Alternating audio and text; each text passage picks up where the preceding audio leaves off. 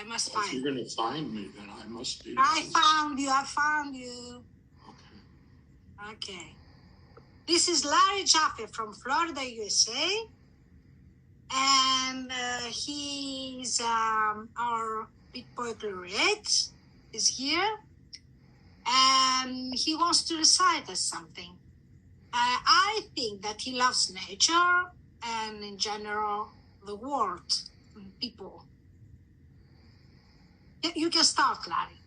All right. First of all, I want to thank everyone for being here. And thank you, Chryssa, for organizing this aspect. And Deb, thank you so much for making me a lifetime poet laureate. That's really cool. I like the way it looks on my resume. All right, so here's my poem. It's for my mom. She's 96 years old, still doing her stuff. It's called My Yiddish Mama. Today, as my 96-year-old mother sinks into dementia, her Yiddish sayings bounce around in my head. It's as if I'm suddenly bewitched with her Yiddishness, and I don't even know if that's a word.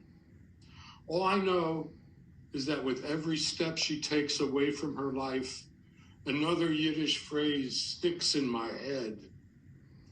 My mother would say plots a lot. I thought it meant to die.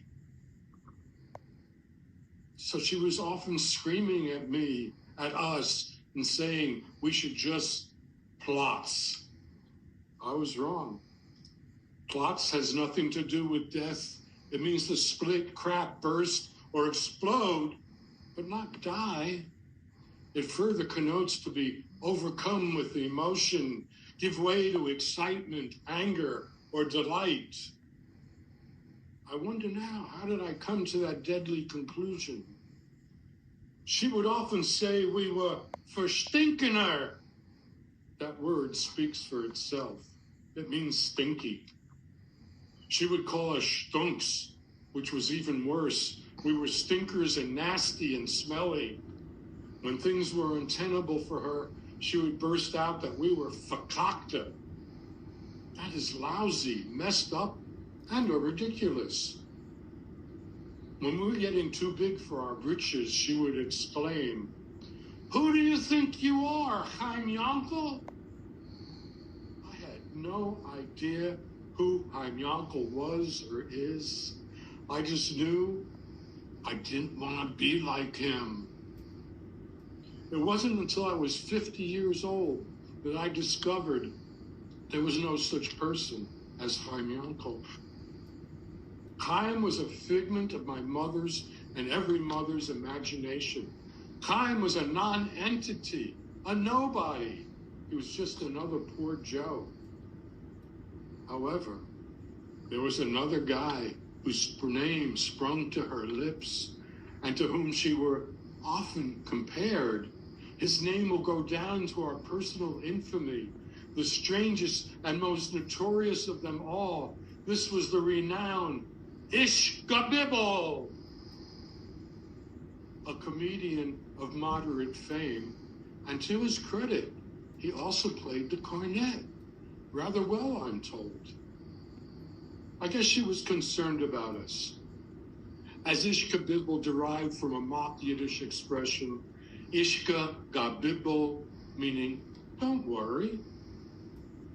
And lest I forget, there was yet another gentleman airing on our family's airwaves, none other than the irresistible Moshe Kapoya, who despite his fictional origins loomed large in our childish minds.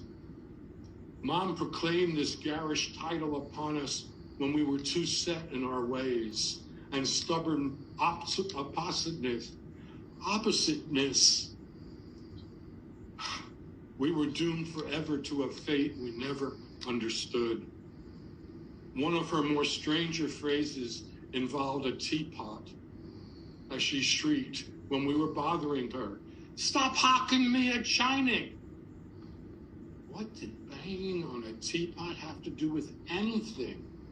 This I did not know, and just resolved to just leave her be When the weather got too hot, in the house she kept spotless, she would be schwitzing, a word that speaks sweating without translation. When all else failed, the final disappropriation she called us, the self-defined word, meshuggah. We were all, at that same time, nuts, crazy, insane, which perfectly defined our existence. My mother had tragedy written on her face when pronouncing these Yiddish expletives. But in reality, to her, we were her yingala, her boys. Thank you very much. Pleasure being here, folks. Yeah, thank you. Thank you.